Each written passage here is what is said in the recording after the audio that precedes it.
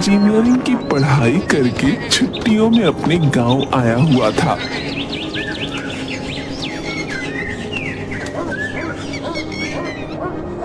अब तेरा कॉलेज तो हो गया भाई, अब अच्छी सी नौकरी ढूंढ ले, जिंदगी अच्छे से बीतेगी। क्या पापा अभी अब नौकरी करने का जमाना गया, मैं तो बिजनेस करूंगा, बिजनेस। क्या आप भी कम से कम उसे खाना तो खा लेने दीजिए। चल आजा बेटा, खाना खा ले, और आप भी खा लीजिए। सभी खाना खाकर सो जाते हैं।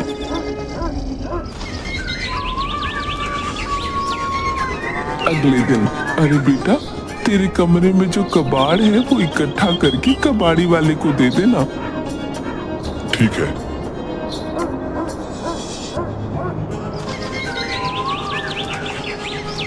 अगले दिन रोहित सारी कबाड़ी इकट्ठा करता है और कबाड़ वाले का इंतजार करता है। माँ, मैंने सारा कबाड़ इकट्ठा कर दिया है, पर आज दिन भर हो गया, कोई कबाड़ी वाला नहीं आया। हाँ बेटा, ऐसा ही हाल है यहाँ। कभी कभी तो महीनों हो जाते हैं लेकिन कोई कबाड़ी वाला नहीं आता। अब देख, जब आ जाए तब दे देना। रोहित एक हफ्ते तक कबाड़ वाले का इंतजार करता है। कितने दिन से कबाड़ी वाले का इंतजार कर रहा हूँ, लेकिन एक भी कबाड़ी वाला नहीं आया। फिर वो अपना फोन चलाने लग जाता है। अरे बेटा, मैंने सुना है कि आजकल सभी चीजें ऑनलाइन मिल जाती हैं। अच्छा जरा सुनना, मेरे लिए एक साड़ी मंगवा दे ऑनलाइन। तेरे पापा को तो बोल बोल कर थक गई, पर ला कर ही नहीं देते, कंजूस कहीं के। आजकल सभी चीजें ऑनलाइन मिल जाती हैं, बस एक कबाड़ ही नहीं बिकता ऑनलाइन। तभी बाहर से जयराम की आवाज आती है। अरे ओ रोहित की माँ, जरा पानी तो ला दो। अरे आ रही हूँ, और बाहर चली जाती है। सही तो है, आजकल सभी चीजें ऑनलाइन मिल रही हैं, लेकिन बस कबाड़ ही नहीं बिकता। क्यों ना मैं एक ऐसी ऐप बनाऊं जो घर घर जाकर कबाड़ उठा सके। कुछ दिनों बाद रोहित रघु से मिलता है। अरे भाई, कहाँ ईद का चांद हो रखा था, इतने दिन से ना कोई फोन ना मैसेज। अरे भाई, खजाना मिल गया, खजाना। क्या? फिर रोहित रघु को अपना आइडिया बताता है। अब कबाड़ को रिसाइकल करके हम अपना बिजनेस शुरू करेंगे। और हाँ, तुझे एक वेबसाइट बनानी है जिससे लोग हमें फोन लगाकर कबाड़ बेच सके। हाँ, पर पहले हमें लोगों के घर जाकर कबाड़ इकट्ठा करना पड़ेगा। कुछ दिन बाद। अरे रोहित, देख, जो तूने वेबसाइट बनाने के लिए बोला था ना, वो मैंने बना ली है। और ये देख, हमारी वेबसाइट को बहुत लोगों ने देखा भी है, कुछ ने बहुत पॉजिटिव रिस्पांस भी दिया है। और देख, कितनों ने तो अभी से ऑनलाइन कबाड़ बेचना भी शुरू कर दिया है। अब बस हमें वहाँ चलना है और उनके घर से कबाड़ उठाना है। फिर रघु और रोहित दोनों कबाड़ इकट्ठा करने के लिए घर घर जाते हैं। भैया, कोने में रद्दी पड़ी है, उठाने के बाद में वहाँ पर झाड़ू भी लगा देना। रघु को बहुत बुरा लगता है, पर वो फिर भी वहाँ से कबाड़ उठाकर अपने साथ ले आता है।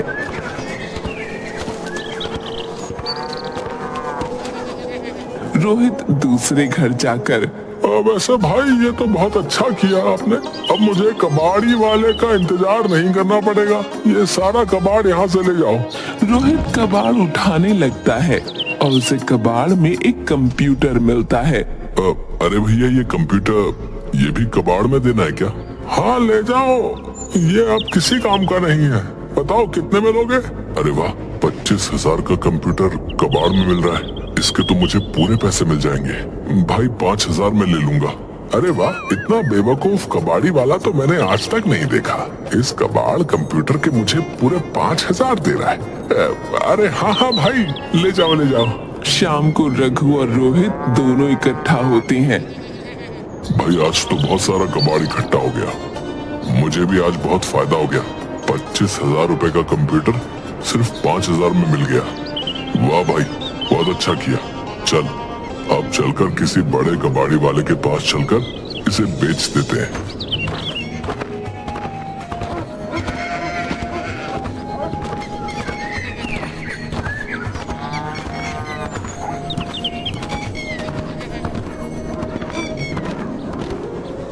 और अपनी अपनी कबाड़ी लेकर बड़े कबाड़ खाने पहुंच जाते हैं। भैया ये सारा कबाड़ कितने में लोगे? और ये कंप्यूटर ये कितने में लोगे? अरे भैया इस कंप्यूटर के तो आपको सिर्फ 500 मिलेंगे। क्या? सिर्फ 500? पर ये तो बहुत महंगा कंप्यूटर है।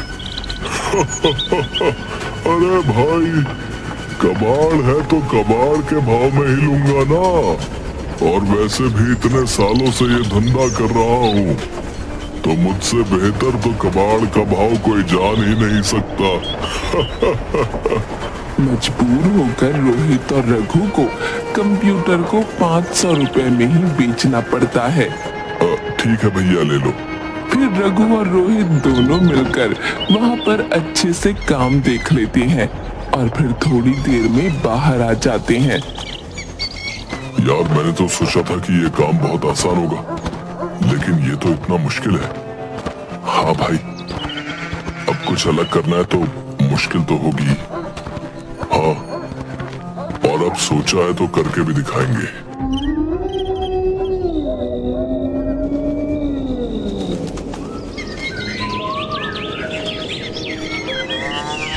कुछ दिनों तक रोहित और रघु अपनी ऑनलाइन वेबसाइट के जरिए घर घर जाकर खुद ही कबाड़ इकट्ठा करते थे। एक दिन रोहित। हाँ पापा आया। अच्छा सुन बेटा, ये सामान की लिस्ट है, जाकर बाहर से ले आ। रोहित बाहर सामान लेने के लिए चला जाता है और फोन घर पर ही भूल जाता है। कुछ देर बाद रोहित के फोन पर रघु का फोन आता है। अरे फोन तो यहीं पर भूल गया। और जयराम रोहित का फोन उठा लेता है। फोन की दूसरी तरफ से रघु की आवाज आती है। अरे भाई आज तो श्यामनगर से फोन आया था, बहुत सारा कबाड़ मिलेगा। थोड़ी देर बाद रोहित सामान लेकर घर पहुंचता है। अब क्या हुआ पापा, आप इतने गुस्से में क्यों लग रहे हैं? इसी दिन के लिए हमने तुझे पढ़ाया था है कि तू लोगों के घर जा जाकर कबाड़ इकट्ठा करे। खबरदार अगर तूने ऐसा कुछ भी किया तो कोई अच्छी सी नौकरी ढूंढ और काम पर जा। कोई जरूरत नहीं है कबाड़ उठाने की, समझा? पापा मुझे एक बार काम तो शुरू करने दीजिए, और वैसे भी इसमें बहुत फायदा है। फायदा वायदा कुछ नहीं, बस तू ये काम नहीं करेगा तो नहीं करेगा। आप मुझे खुद को साबित करने का मौका तो दीजिए। आप देखना एक दिन आप मुझ पर गर्व करोगे। हाँ इस बात का गर्व करूंगा कि मेरा बेटा इंजीनियरिंग करने के बाद घर घर जाकर कबाड़ उठाता है ना? नहीं नहीं पापा, मेरा कहने का ये मतलब नहीं था, बस एक बार मान जाइए ना। वैसे भी आपको पता है हम कबाड़ को रिसाइकल करके उसको फिर से उपयोग में ला सकते हैं। बेवकूफ, कैसे समझाऊं तुझे? तू तो हमारी नाक ही कटवा देगा। मैंने मना कर दिया तो कर दिया, तू ये काम नहीं करेगा। पापा बस एक बार मान जाइए ना, फिर आप जो कहेंगे मैं वो करने को तैयार हूं। अच्छा तुझे यही काम करना है ना, तो एक काम कर ले काम, बस खुश? रोहित खुश हो जाता है। पर तू इस घर में नहीं रहेगा, जा निकल जा मेरे घर से। रोहित रोते हुए घर से बाहर निकल जाता है।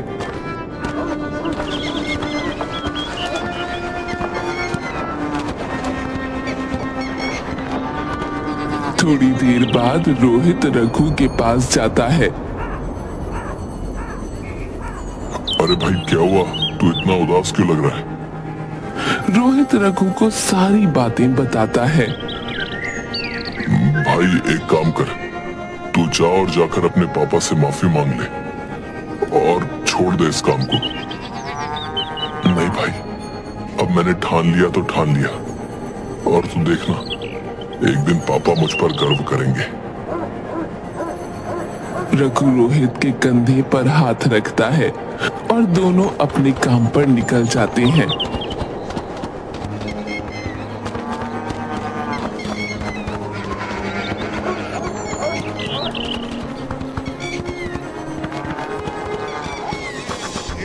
कुछ दिनों तक दोनों कबाड़ इकट्ठा कर करके बड़े कबाड़ी वाले के पास बेच देते थे और जो भी मुनाफा मिलता उसे इकट्ठा करके रख लेते थे। एक दिन रोहित और रघु दोनों कबाड़ी लेने के लिए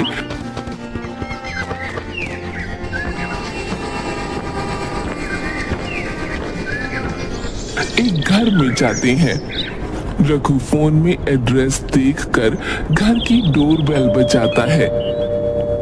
यार एड्रेस तो यहीं का था, पर ये दरवाजा खोलने में इतनी देर क्यों लगा रहे हैं? तभी दरवाजा खुलता है और अंदर से एक 70 साल का बूढ़ा आदमी बाहर निकलता है। क्या है? कौन हो तुम दोनों? तभी अंदर से एक जवान आदमी बाहर निकलता है। अरे पापा, मैंने ही इन्हें बुलाया था। ये लोग ऑनलाइन कबाड़ का बिजनेस करते हैं और आपको पता है इन दोनों ने अच्छी खासी पढ़ाई भी की हुई है। कौन सी डिग्री ली हुई है तुम दोनों ने? वो सर, हमारे पास इंजीनियरिंग की डिग्री है। क्या इंजीनियरिंग की हुई है और कबाड़ का धंधा करते हो? तुम्हें तो कोई भी अच्छी नौकरी दे देता बेटा। फिर वो बूढ़ा आदमी अपने दोनों बेटों पोतों को बुलाता है। ये देखो, ये मेरे दोनों पोते, इसे मैं डॉक्टर बनाना चाहता हूँ और इसे इंजीनियर बनाना चाहता था, पर अब तुम दोनों को देखकर मुझे पता चल गया है कि इंजीनियरिंग करके इसका आगे क्या हाल होने वाला है। इसीलिए अब इससे इंजीनियरिंग तो नहीं करवाऊंगा। रोहित और रघु उदास मन से एक दूसरे की तरफ देखते हैं और चुपचाप कबाड़ लेकर वहां से निकल जाते हैं। यार रोहित, हमारे देश में कबाड़ी वाले की कोई कदर ही नहीं करता यार। हाँ, बात तो तू सही कह रहा है, पर तू देखना, एक दिन हम सबको दिखा देंगे कि कबाड़ी वाला होना कोई बुरी बात नहीं है। थोड़े दिन बाद मैं क्या सोच रहा था कि ये जो पैसे बचे हैं उनकी हम कुछ मशीनें खरीद लेते हैं जिससे हम कबाड़ को रिसाइकिल कर सकें। हाँ, और कुछ मजदूर भी रख लेंगे जिससे हमारा काम और भी आसान हो जाएगा। रोहित और रघु दोनों कुछ दिनों में मशीनें ले आते हैं और कुछ मजदूर भी रख लेते हैं। अब जहां भी कबाड़ी लेने जाना होता वो मजदूरों को भेज देते। एक दिन रघु दौड़ा हुआ रोहित के पास कुछ पेपर और प्लास्टिक के बोतल्स लेकर पहुंचा। अरे देख भाई, इस नई मशीन में तो ये प्लास्टिक की बोतल बिल्कुल नई जैसी हो गई।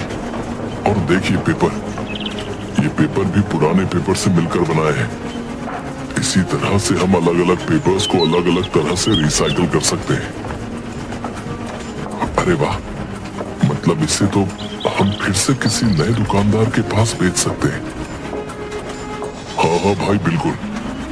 इस तरह की तो और मशीनों से हम अपना सारा कबाड़ रिसाइकिल कर सकते हैं। कुछ दिनों तक दोनों ऐसे ही मन लगाकर काम करते हैं और अपना एक बहुत बड़ा कारोबार खड़ा कर लेते हैं। अरे रघु, ये हमारी ऑनलाइन ऐप से कितने सारे लोग जुड़ रहे हैं और कितनी दूर दूर से लोग आसानी से अपना कबाड़ हम तक पहुंचा सकते हैं। इधर जयराम बरामदे में बैठा हुआ चाय पी रहा था। तभी दौड़ा हुआ एक आदमी आता है। अरे काका, अरे तुमने आज का पेपर देखा कि नहीं?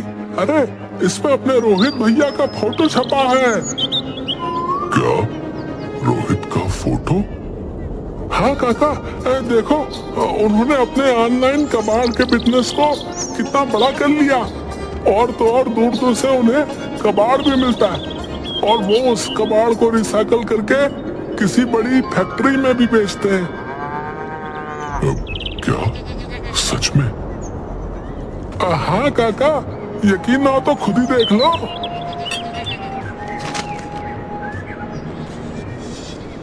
मैंने अपने बेटे को क्या कुछ नहीं सुनाया और वो मुझसे कहता रहा कि एक बार मेरी बात मान लो, पर मैंने उसकी एक नहीं सुनी।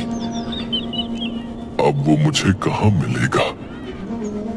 अरे काका, अरे इतनी फिक्र काहे कर रहे हैं? रोहित भैया को फोन वहाँ घुमाओ और बात कर ले।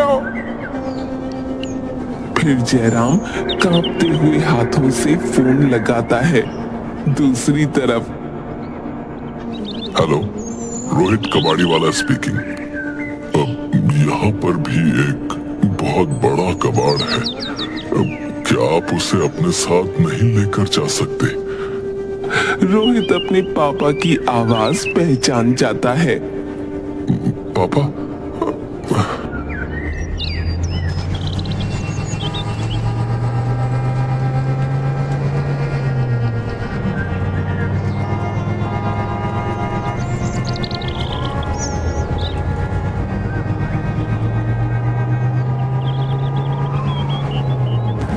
कुछ ही देर में रोहित अपने घर पहुंच जाता है।